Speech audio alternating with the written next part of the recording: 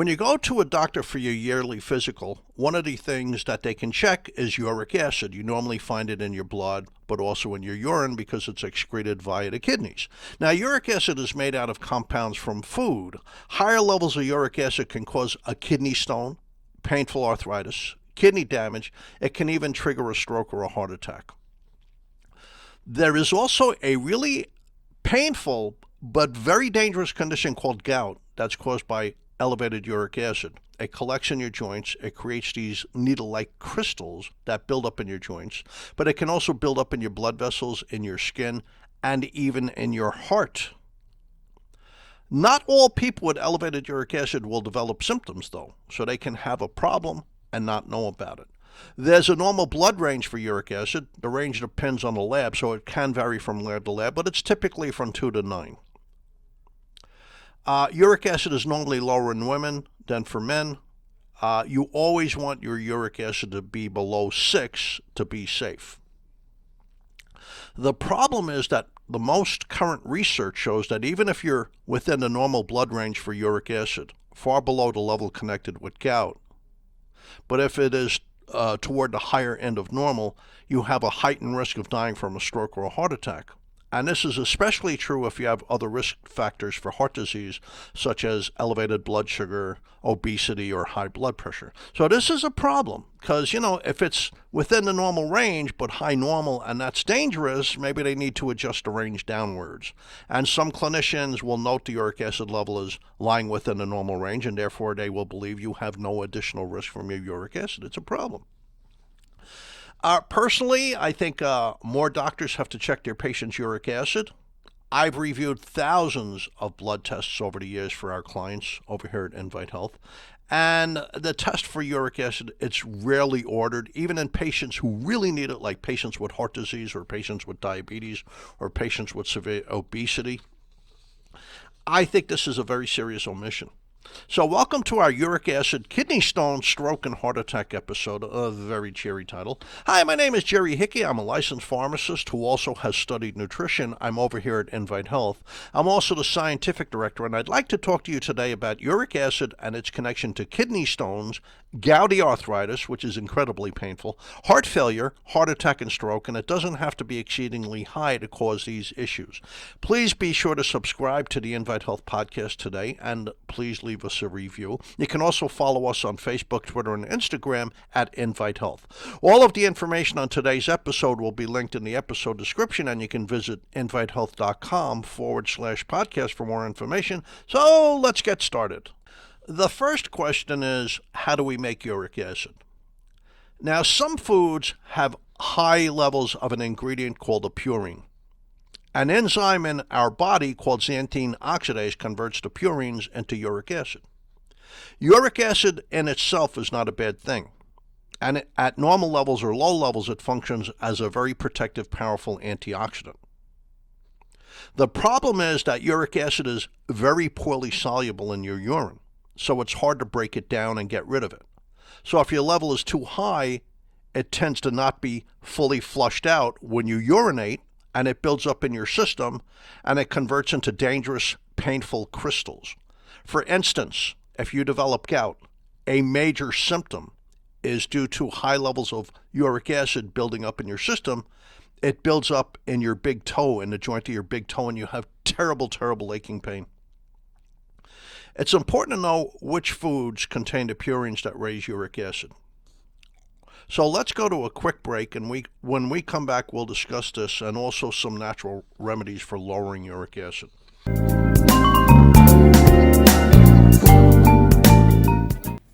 This podcast is brought to you by InviteHealth.com. For over 20 years, Invite Health has provided premium quality supplements and expert advice you can trust. Now, first-time customers can enjoy an exclusive offer. Visit invitehealth.com/podcast or click the link in this episode description. That's invitehealth.com/podcast for your exclusive offer on Invite Health products. Invite Health offers the resources you need to make important decisions about your health. Chat live with degreed healthcare professionals, get product information, and find retail locations near you at invitehealth.com. You can also learn about our new genetic testing program and our exclusive Invite Fitness Wellness program. Follow Invite Health on Facebook, Twitter, and Instagram, and be sure to subscribe to our podcast today. Now back to our episode. Welcome back. Jerry Hickey for the Invite Health Podcast. We're talking about uric acid and its connection to heart attacks and strokes and arthritis and kidney damage.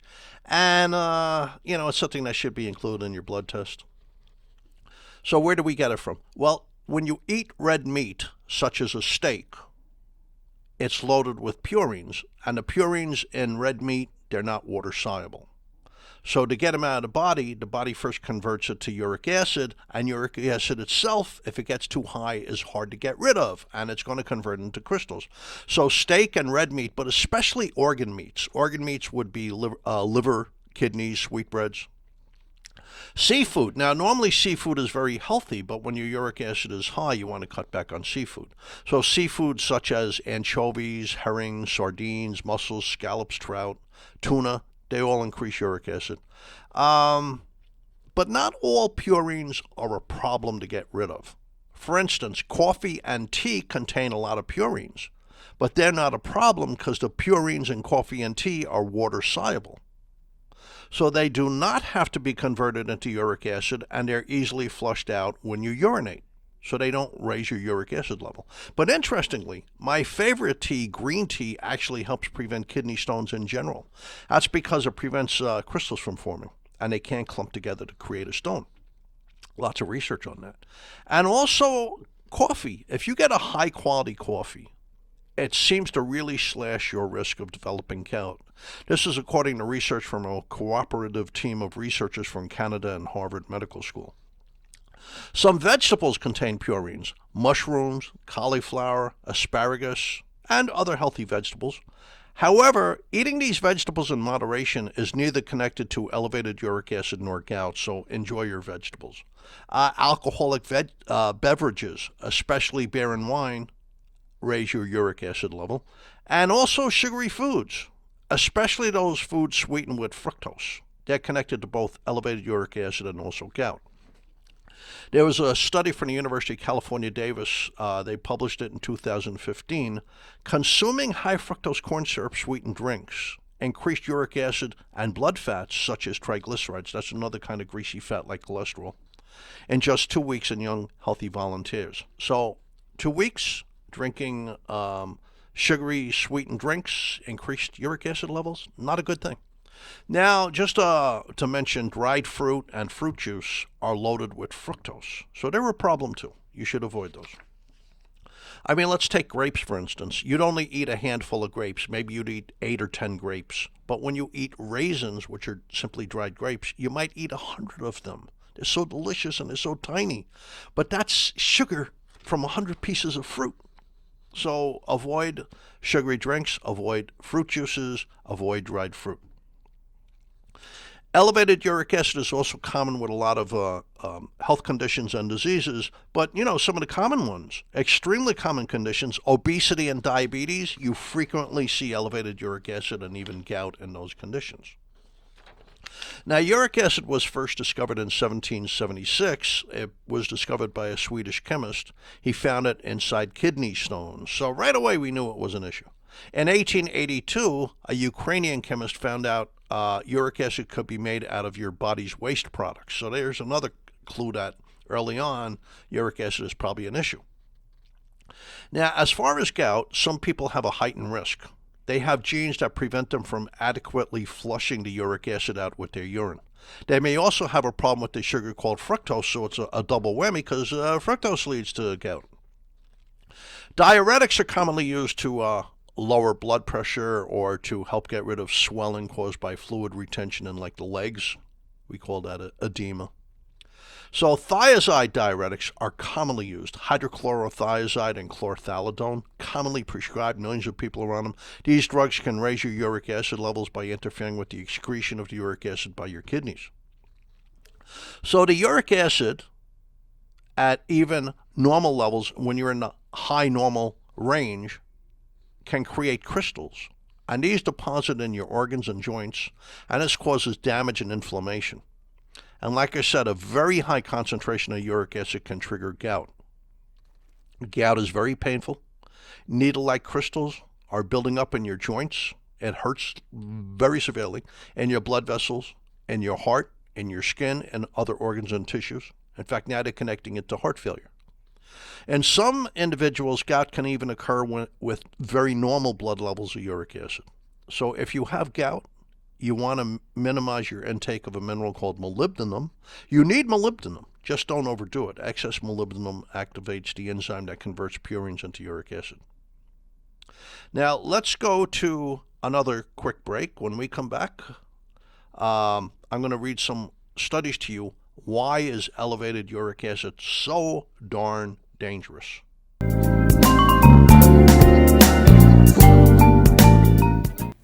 This podcast is brought to you by InviteHealth.com. For over 20 years, Invite Health has provided premium quality supplements and expert advice you can trust. Now, first-time customers can enjoy an exclusive offer. Visit invitehealth.com/podcast or click the link in this episode description. That's invitehealth.com/podcast for your exclusive offer on Invite Health products. Invite Health offers the resources you need to make important decisions about your health.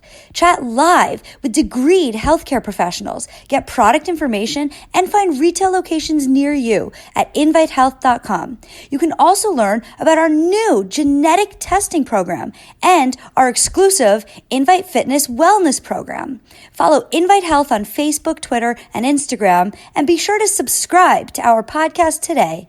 Now back to our episode. Okay, welcome back. Jerry Hickey for the Invite Health Podcast. We're talking about uric acid. We're talking about gout. We're talking about the effect of uric acid crystals on arthritis, on the heart, on triggering heart attacks and kidney damage and strokes. So here are studies, because this is real. This is a study way back in 2008, August 2008. It's from Baylor College of Medicine, researchers in Texas. They showed that reducing levels of uric acid in your blood lowered your blood pressure to normal in young, healthy people. It was a study designed to investigate a possible link between uric acid and blood pressure. So simply lowering simply lowering uric acid levels in healthy young people is adjusting their blood pressure downwards. So here's another one. It's from the September 2008 issue of the Journal of the American Society of Nephrology. Nephrology, of course, would be the kidneys. Elevated uric acid levels in the blood indicate an increased risk of kidney disease. It was a study of 22,000 healthy volunteers. These were in Vienna, Austria. The team of researchers found that with increasing uric acid levels, glomerular filtration rates decreased. That's the ability of the kidneys to concentrate and get rid of toxins. So as there was a trend, more than a trend, there was a connection. The higher the level of uric acid, the worse the ability of your kidneys to filter out toxins. Now, they eliminated other potential risk factors that might contribute to kidney disease. So they determined that individuals in the slightly elevated uric acid group were 126% more likely to develop kidney disease than those in the low uric acid level. The odds of developing kidney disease among volunteers in the elevated uric acid group were 163% higher. The risk of developing new-onset kidney disease was more evident in women than men. It also was particularly high in individuals with high blood pressure, what we would call hypertension. So here's another study connecting uric acid to kidney damage. It's a study from 2019. It's researchers at the University of Limerick in Ireland.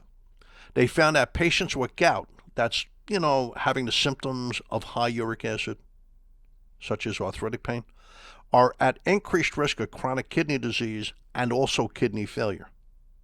They also found that gout patients were more likely to suffer with a short-term decline in kidney function. So in other words, if you could lower the level of uric acid in some of these patients, the kidney function would come back.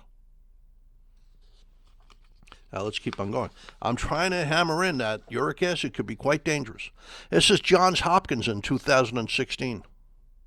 A diet rich in fruits and vegetables, but also low-fat dairy, and reduced fats and reduced saturated fats, we call that the DASH diet, That was designed decades ago to reduce high blood pressure. Also significantly lowers uric acid. So here, better diet, better eating, lots of vegetables, lots of fresh fruit. The DASH diet lowers blood pressure and lowers uric acid. There's a connection between uric acid and blood pressure. The effect was so strong with the diet that in some of the participants, it was almost as strong as using gout drugs used to treat gout. I mean, that's powerful. So here's University of Pittsburgh Medical Center. It's in 2006. The researchers there found that people with gout are at increased risk of having a heart attack. Here's what they said. Our study confirms that gouty arthritis is an independent risk factor for myocardial infarction. That's a heart attack. So in other words, even if you didn't smoke, even if you didn't have diabetes, even if you exercised, if you had gout, it can trigger a heart attack on its own. Now, let's keep on going. Here's Johns Hopkins down in Baltimore, Johns Hopkins Medical Institution. It's 2007. The researchers at Johns Hopkins, your level of uric acid doesn't have to be at the level of gout to cause a problem with your health. They found that high normal uric acid, so it's not gout, there's no symptoms, it's in the normal range, but the high level of normal range, and this is Johns Hopkins, high normal uric acid levels may cause barely detectable mini strokes. Now, a mini stroke, usually the effects of a mini stroke disappear within minutes. The person could get dizzy, etc. Here's the problem. It's hard to detect a mini stroke with the typical MRIs, but mini stroke damage builds up in the white matter of the brain. It potentially can contribute to all sorts of dementia. So they found that even if your uric acid is normal, but within the high limits of normal, it can cause mini strokes that potentially contribute to mental decline in people as we age. Now, this could be why. This could be why uric acid is connected to strokes. Many studies have found that high levels of uric acid is associated with an increased risk for heart disease, coronary artery disease, that's America's biggest killer, heart failure, sudden cardiac death. So this is Stanford University School of Medicine over in Palo Alto, California. It's 2009. They found that high levels of uric acid were linked to future risk of heart failure. It's published in the journal Circulation Heart Failure. It seems that the uric acid crystals build up in the heart. That's what they're finding. Uric acid crystals, a recent study at Sapienza University in Rome, that they're actually finding the uric acid crystals are building up in the heart. So it's not just happening in your big toe, it's not just happening in your joints, it's not just affecting your kidneys, it's actually directly affecting your heart. But here's the last one, and this has to do with pain. It's 2011, it's Duke University Medical Center. The researchers showed that when uric acid is deposited in your joints, it damages the joints and it causes severe osteoarthritis. You know, the most common form of arthritis that people typically get in one hip or one knee, it makes it really bad. So how can you prevent gout? How can you lower your uric acid? It's very doable. Let's just go to a quick break. When we come back, we'll discuss this.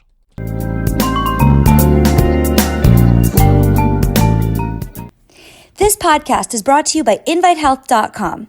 For over 20 years, Invite Health has provided premium quality supplements and expert advice you can trust. Now, first-time customers can enjoy an exclusive offer. Visit invitehealth.com/podcast or click the link in this episode description. That's invitehealth.com/podcast for your exclusive offer on Invite Health products. Invite Health offers the resources you need to make important decisions about your health.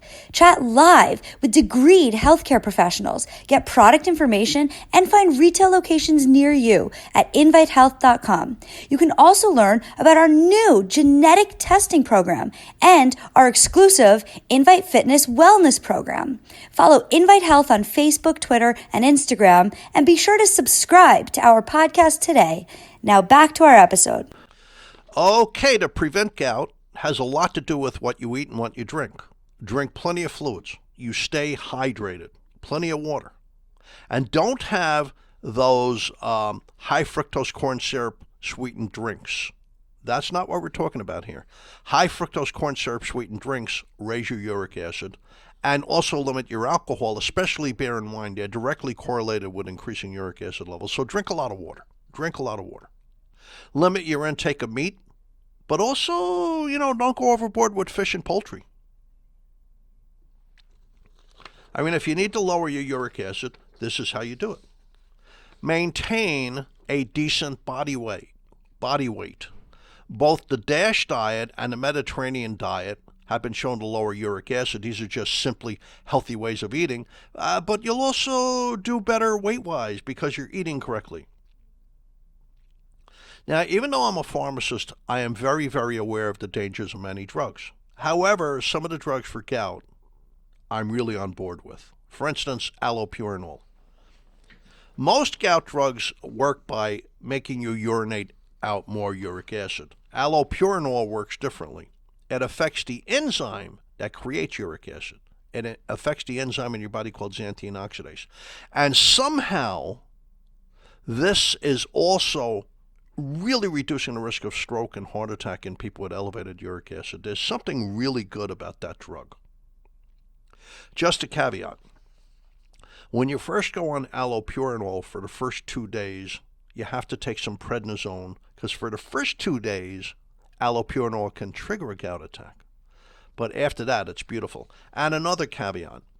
Just because your uric acid levels drop doesn't mean you should drop the drug right away. So your uric acid was maybe 8 or 9, and you were developing gouty symptoms like pain in your big toe, and you went on the drug, and now your uric acid in your blood is down to, let's say, 4.5, which is beautiful.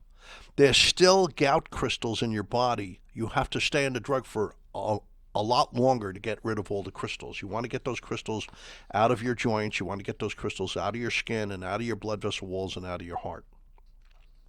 Another drug called colchicine, that is showing that it really helps protect people with heart disease from strokes and heart attacks. It's used in gout when you have an attack. So allopurinol is used to prevent a gout attack and lower uric acid in anybody who needs to lower it.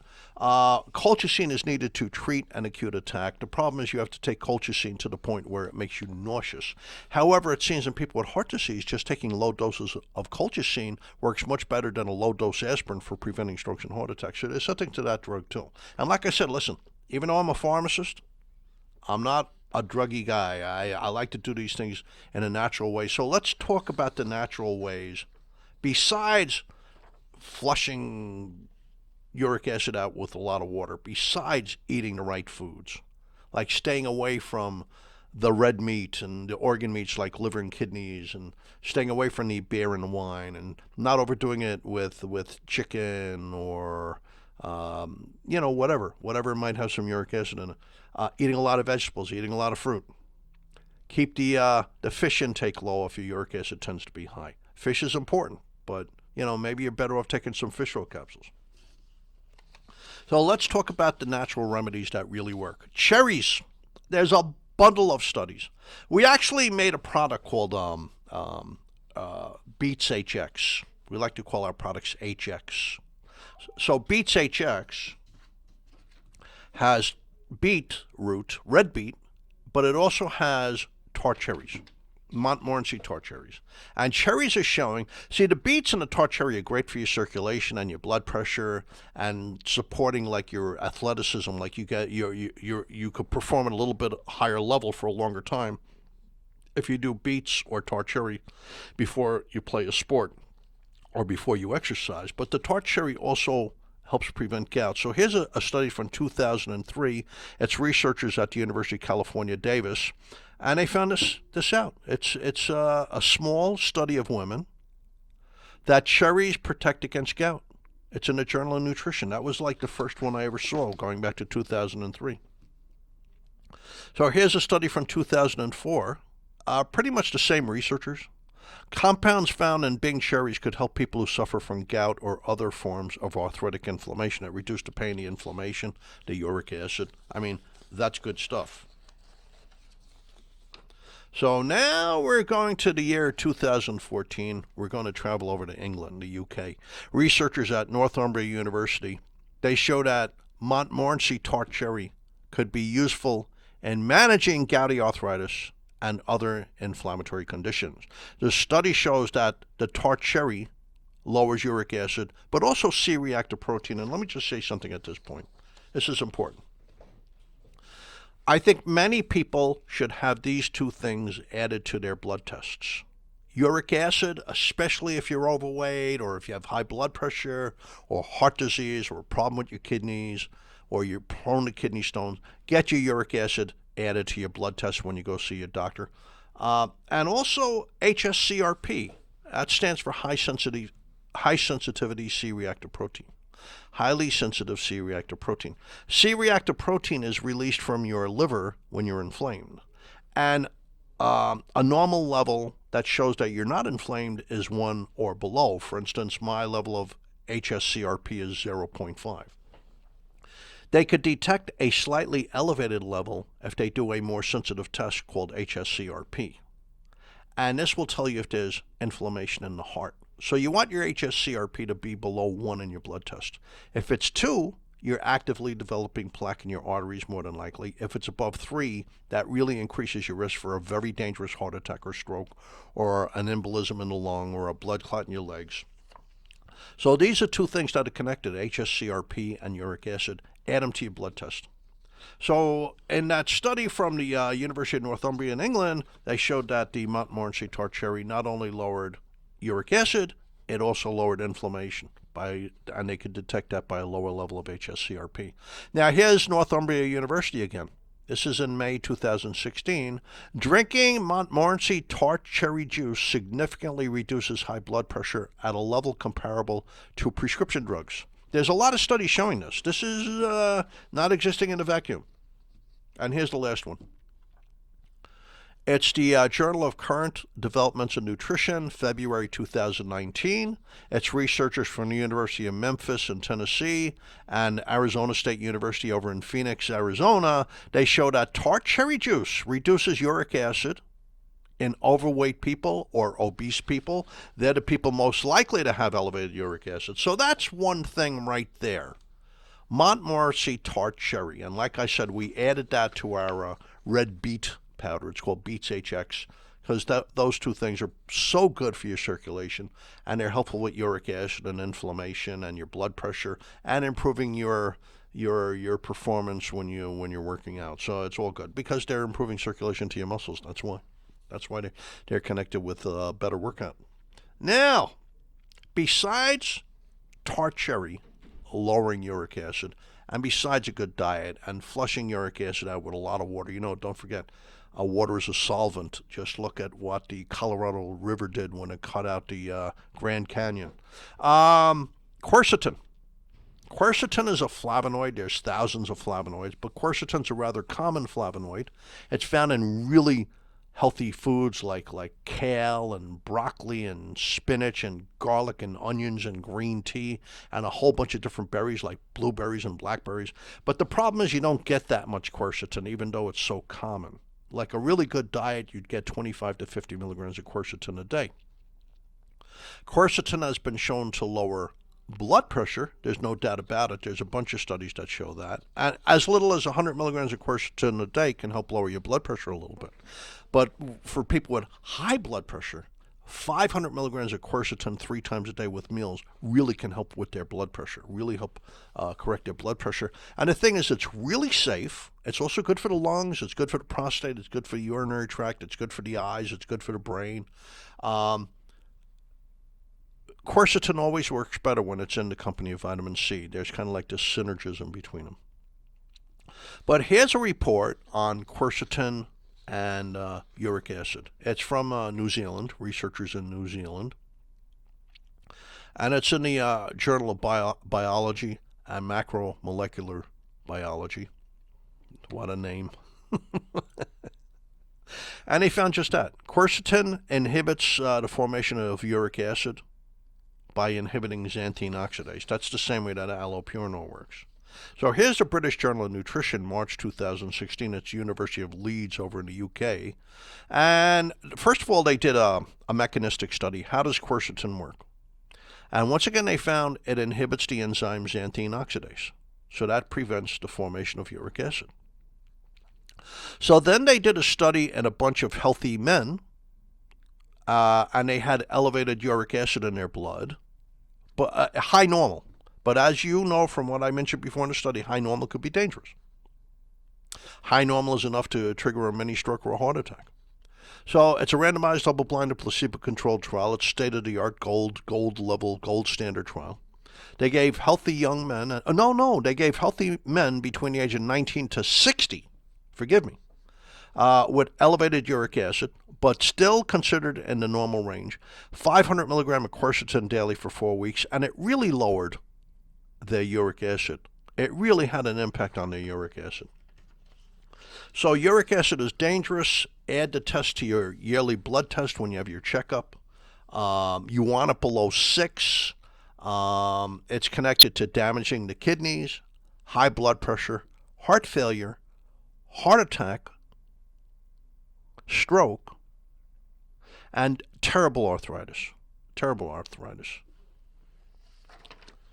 Thank you for tuning into the Invite Health Podcast. You can find all of our episodes for free wherever you listen to your podcasts or by visiting invitehealth.com/podcast. Make sure you subscribe and please leave us a review. You can follow us on Facebook, Twitter, and Instagram at Invite Health Today.